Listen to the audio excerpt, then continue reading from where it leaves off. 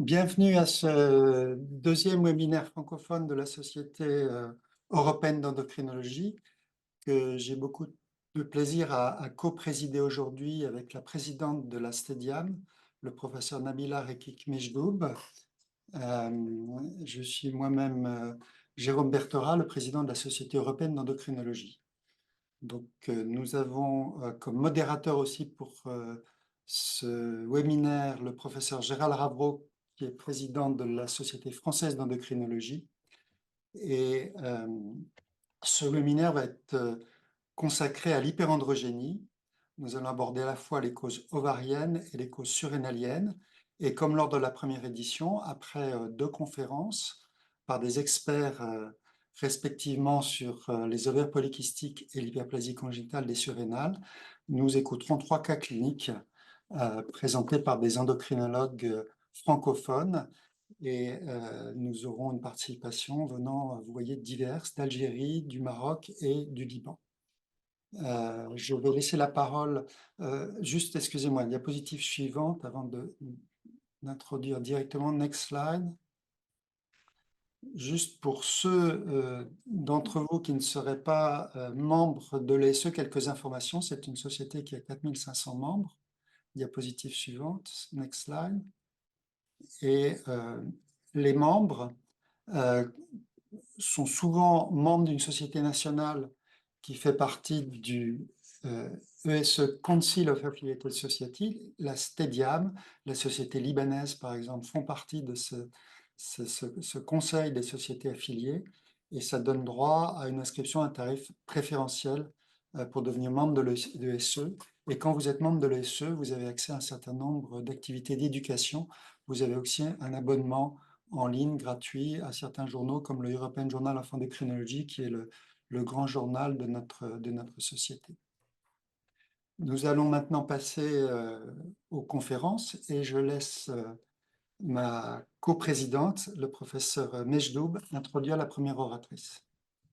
Merci, professeur Jérôme Berthera. Je suis très honorée de co-présider ce webinaire donc, avec vous, ce deuxième webinaire, n'est-ce pas? Tout à fait. En commun. Le premier était avec votre prédécesseur. Oui, voilà, c'est grâce à une collaboration fructueuse entre nos deux sociétés, la troisième, bien sûr, avec la Société française d'endocrinologie.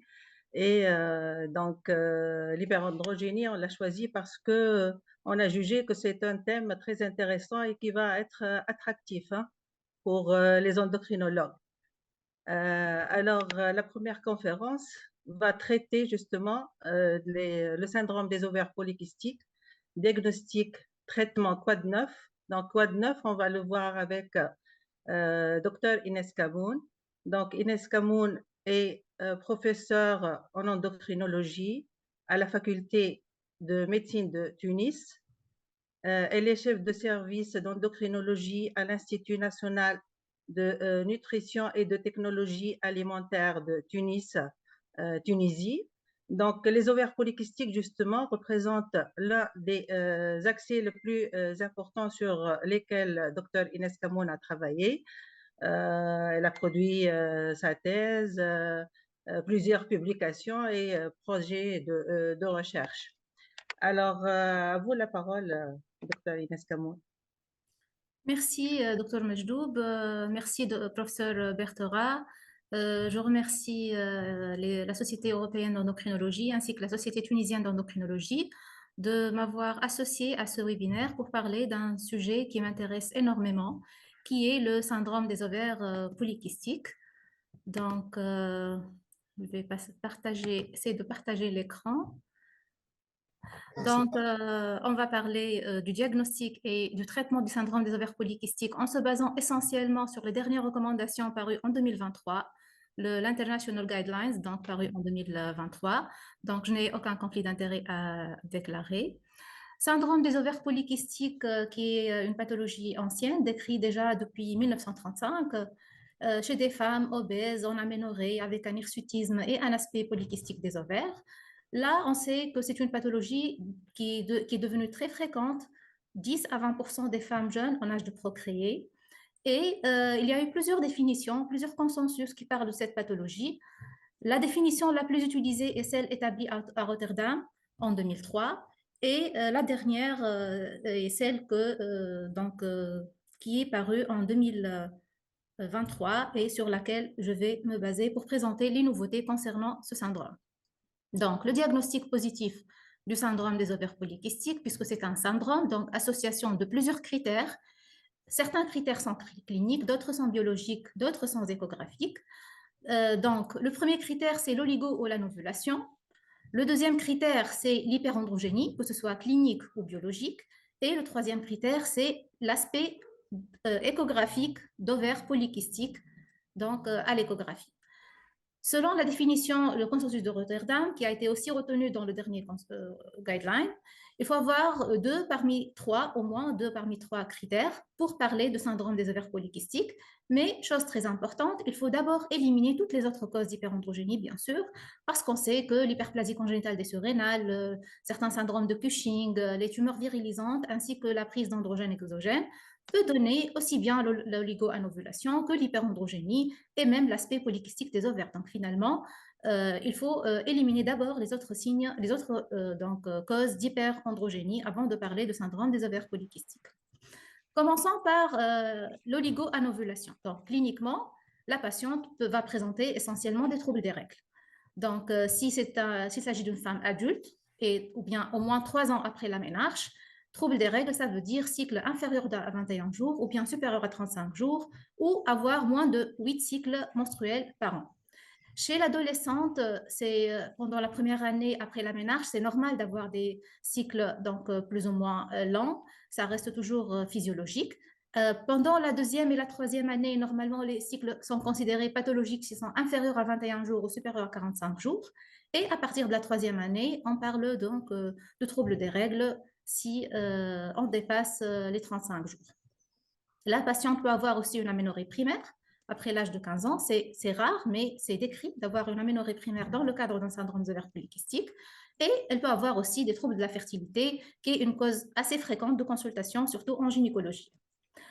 Maintenant, les signes cliniques d'hyperandrogénie et le principal signe, c'est l'hirsutisme, qui est le plus spécifique et qui est évalué cliniquement par le score de Ferryman et Galway. Donc, ce score qui est établit attribué une note allant de 1 à 4 en fonction de l'intensité de la pilosité dans ces régions qui sont androgénodépendantes. Donc, normalement glabre chez la femme. Et lorsque le score dépasse 4 à 6, donc selon les ethnies, on parle d'un hirsutisme. Il y a aussi d'autres, donc voilà quelques photos de patientes présentant un hirsutisme. L'intensité peut être plus ou moins importante. Et à côté de l'hirsutisme, on peut avoir d'autres signes mineurs d'hyperandrogénie comme l'acné, la séborrhée, les golfes frontaux. Mais il faut savoir que ces signes mineurs ne sont pas à eux seuls spécifiques. S'il n'y a pas association avec l'hirsutisme, ces signes restent non spécifiques. Donc, peu prédictifs de l'hyperandrogénie biologique. Arrivant aux signes biologiques donc de l'hyperandrogénie, qu'est-ce qu'on va doser? Les androgènes, c'est testostérone, delta-4 androstenedione, DHEA sulfate, donc essentiellement chez la femme. Et pour le diagnostic du syndrome des ovaires polykystiques, il faut doser plutôt la testostérone totale.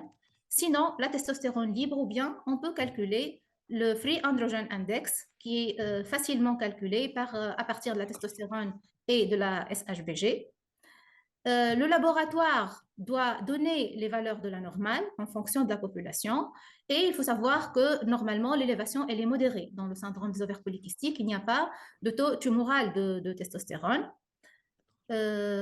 Sinon, si la testostérone totale est libre sans normale et la patiente ne présente pas de signes d'hyperandrogénie clinique ou bien l'hyperandrogénie clinique elle est minime. Dans ce cas, on peut avoir recours au dosage de la delta-4 androstenedione ou bien de la DHEA sulfate, mais il faut savoir que ces dosages ne sont pas spécifiques. Donc, d'où l'intérêt du dosage plutôt de la testostérone totale ou bien le Free Androgen Index. Le Free Androgen Index, lorsqu'il est supérieur à 5, il serait en faveur de l'hyperandrogénie biologique. Et il n'y a pas d'intérêt à répéter les dosages des androgènes chez la femme adulte. Donc, on fait le dosage la première fois et ce n'est pas la peine de le répéter. La technique à utiliser, c'est la LCMS, donc chromatographie en phase liquide, spectrométrie de masse, parce qu'elle est la plus sensible. Faire attention chez certaines patientes qui peuvent être déjà sous traitement par pilule ostropogestative, et dans ce cas, il faut faire les dosages au moins 3 mois après l'arrêt de ce traitement.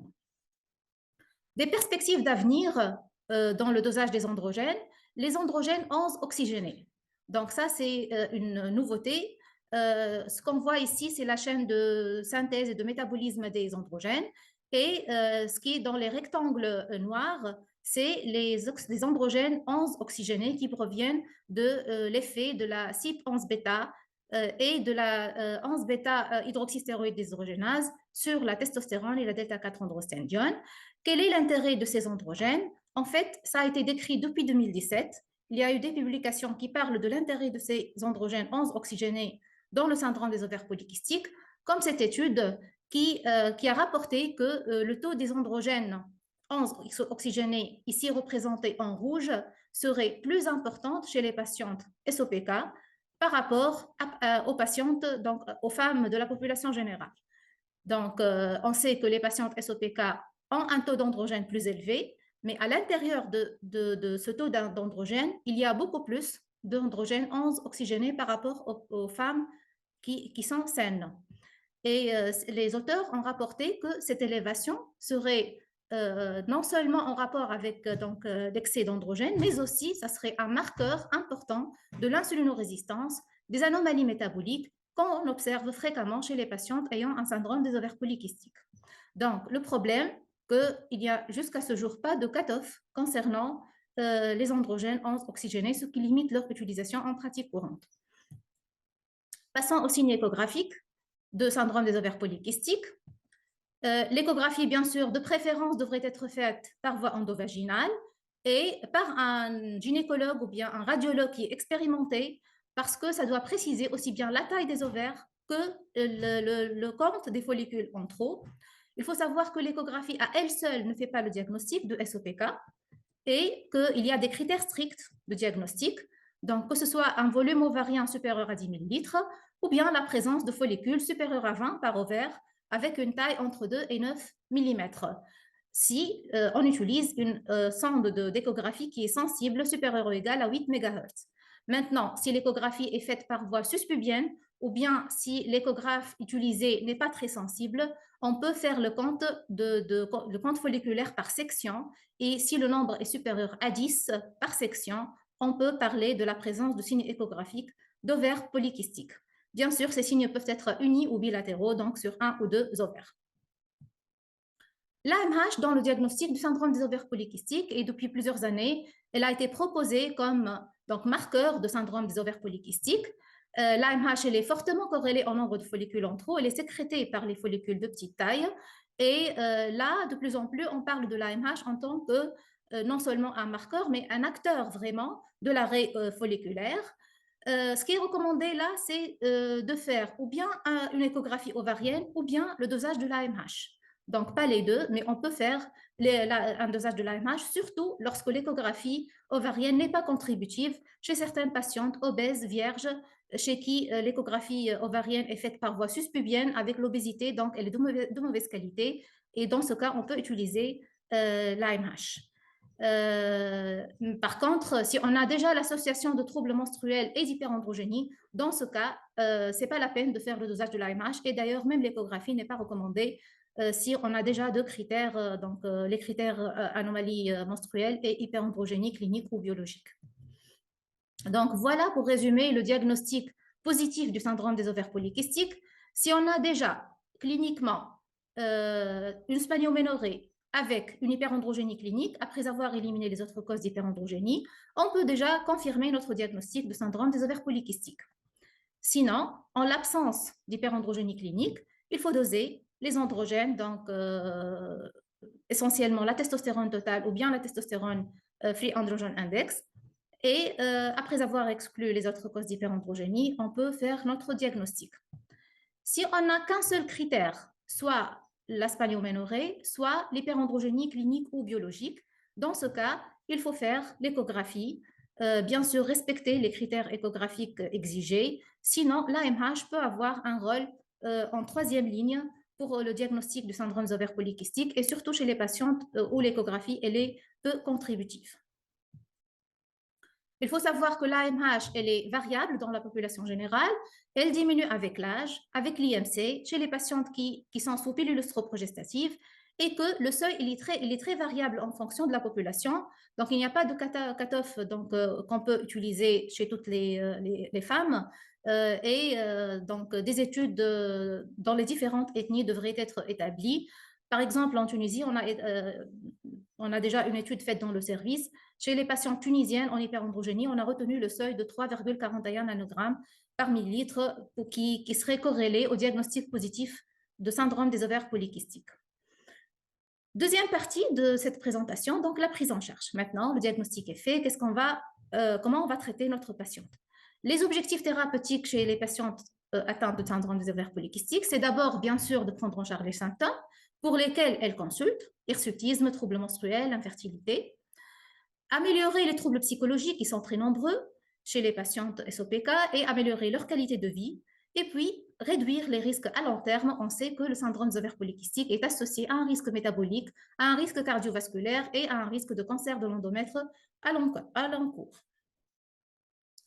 Schématiquement, on peut diviser le traitement du syndrome des ovaires polykystiques en deux chapitres. Le traitement de fond, donc qui va traiter de la physiopathologie de ce syndrome, essentiellement l'insulinorésistance, et puis le traitement symptomatique qui va essayer de traiter les symptômes.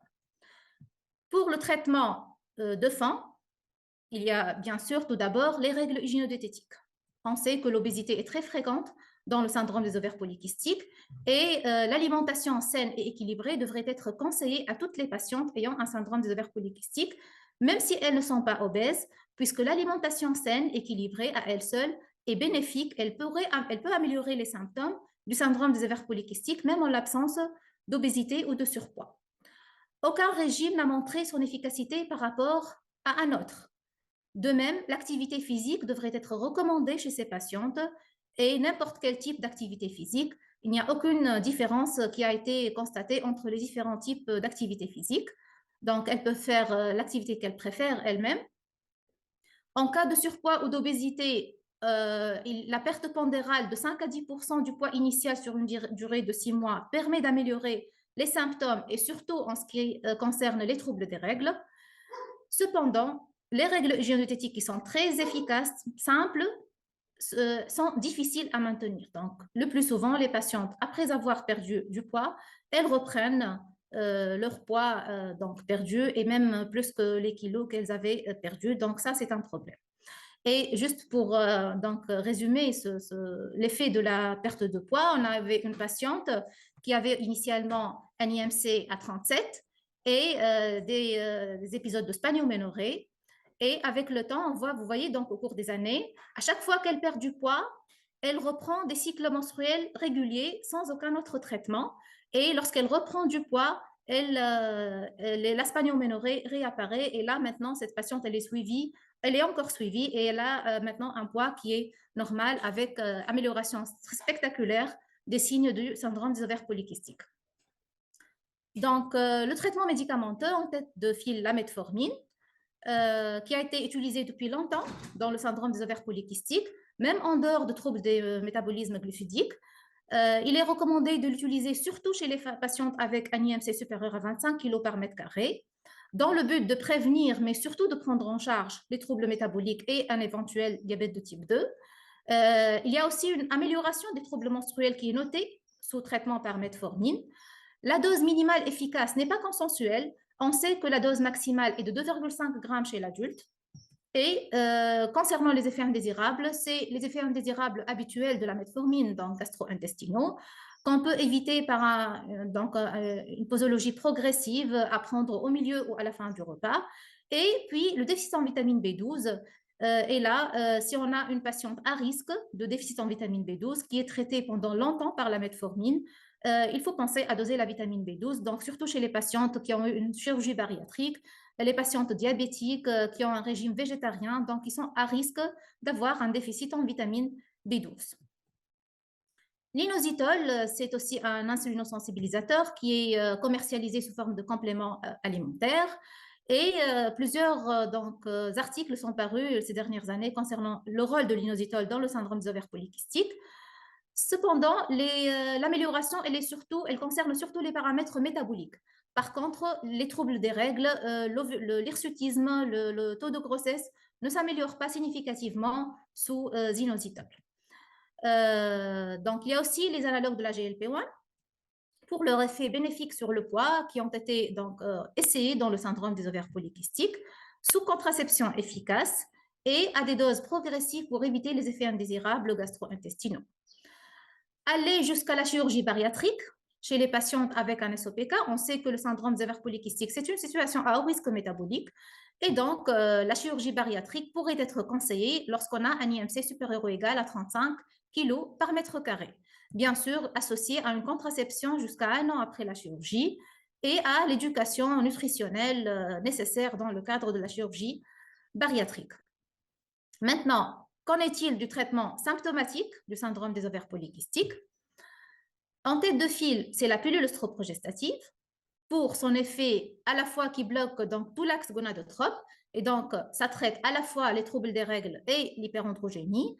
Cependant, son effet, il reste limité et ne concerne que l'hirsutisme léger à modéré. Bien sûr, et elle améliore bien sûr les troubles menstruels. Il faut s'assurer de l'absence de contre-indications, surtout vasculaires et métaboliques, et faites attention, donc, puisque ces contre-indications sont fréquentes chez ces patientes qui sont le plus souvent obèses, parfois diabétiques, et on sait que les patientes SOPK ont un risque 1,5 fois plus élevé de base déjà d'avoir des thromboses veineuses par rapport à la population générale. Et lorsqu'elles sont mises sous traitement par pilule œstroprogestative, ce risque augmente à 3,7 fois. Donc, quand même, faire attention à ces contre-indications. Il n'y a aucun intérêt à augmenter la dose d'éthénylestradiol à plus de 30 microgrammes par jour. Donc, en particulier, l'association 35 microgrammes par jour d'éthénylestradiol et 2 mg d'androcure, donc d'acétate de cyprotérone, n'a pas montré sa supériorité dans le traitement de l'hirsutisme. Par contre, elle a montré plus d'effets indésirables. Les effets indésirables, c'est surtout donc métabolique, la prise de poids, et l'association pilule œstroprogestative avec metformine serait intéressante, surtout si on a un IMC supérieur à 30 kg par mètre carré.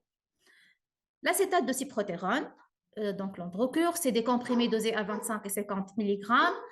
C'est un anti-androgène qui bloque donc antigonadotrope, anti-androgène. L'association à un oestrogène, elle est donc obligatoire, de préférence par voie transdermique pour éviter le premier passage hépatique et les effets secondaires métaboliques des oestrogènes. L'efficacité, elle est bonne sur les signes d'hyperandrogénie et il est réservé seulement au cas d'hirsutisme sévère avec contre-indication ou mauvaise réponse au traitement esthétique ou par pilule œstroprogestative.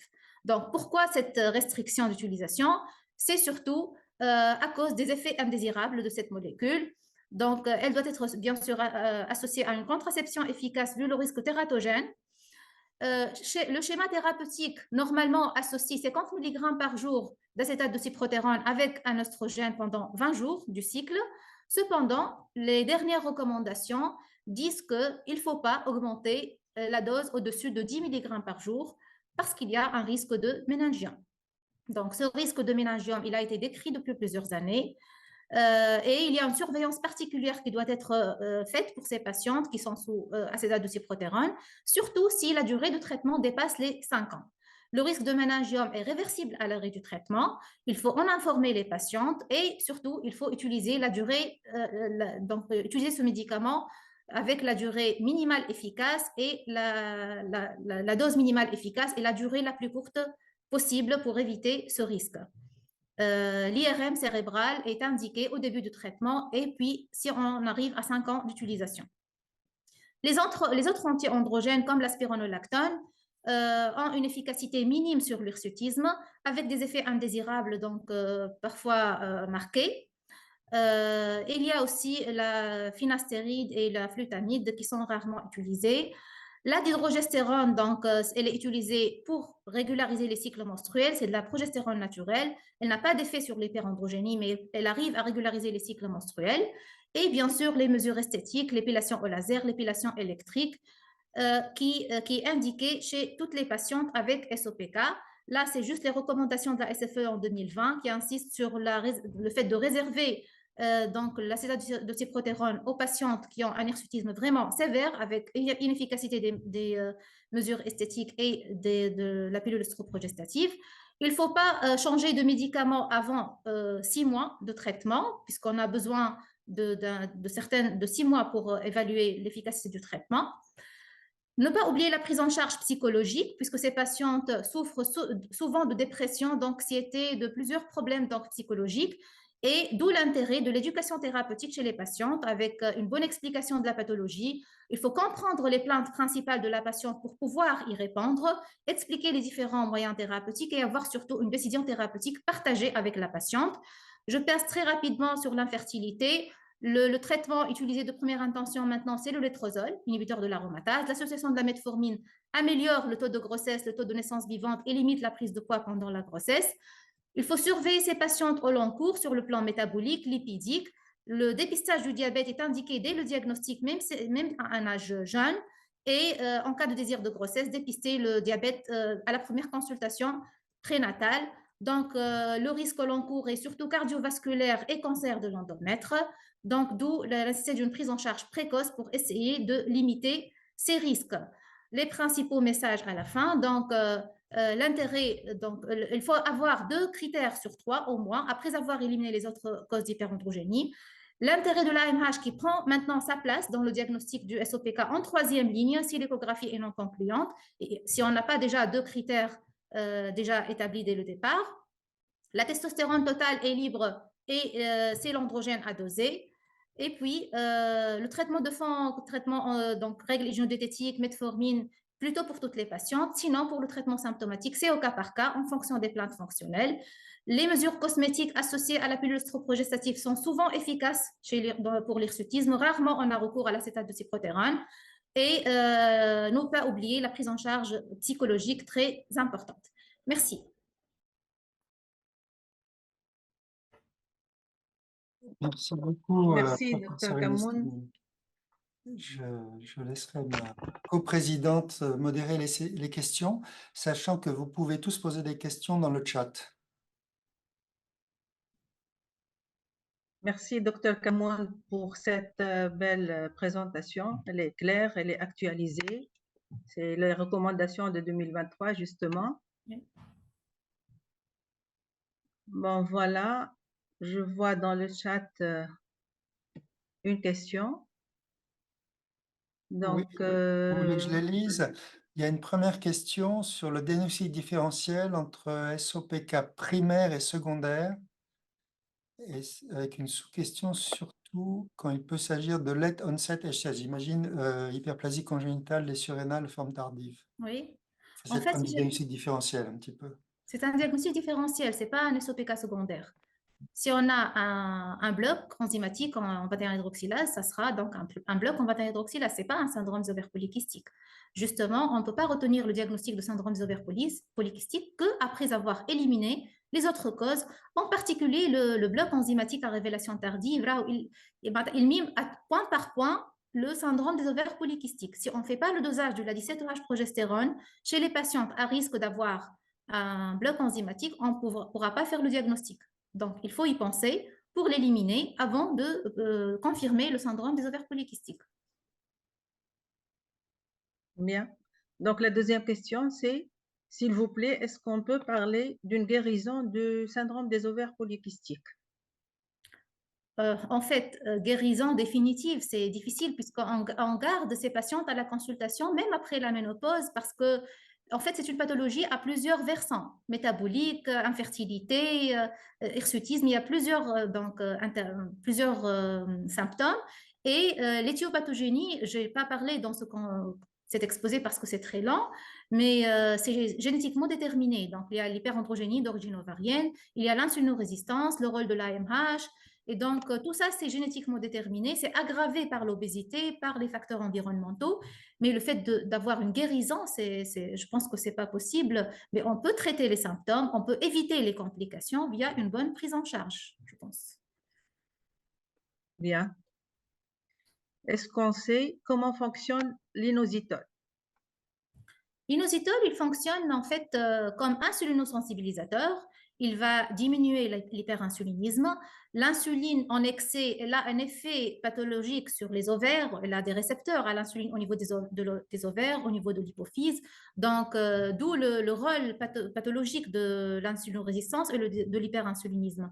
Si on a une molécule qui peut diminuer cette insulinorésistance, diminuer cet hyperinsulinisme, comme la metformine ou bien l'inositol, bien sûr, c'est bénéfique comme traitement du syndrome des ovaires polykystiques, mais le problème pour l'inositol, il n'a pas montré son efficacité sur les troubles des règles ou bien sur l'hirsutisme, contrairement à la metformine qui est quand même, donc il y a beaucoup d'articles qui parlent de l'efficacité de la metformine, surtout pour les troubles des règles, à côté de ses bénéfices métaboliques, bien sûr.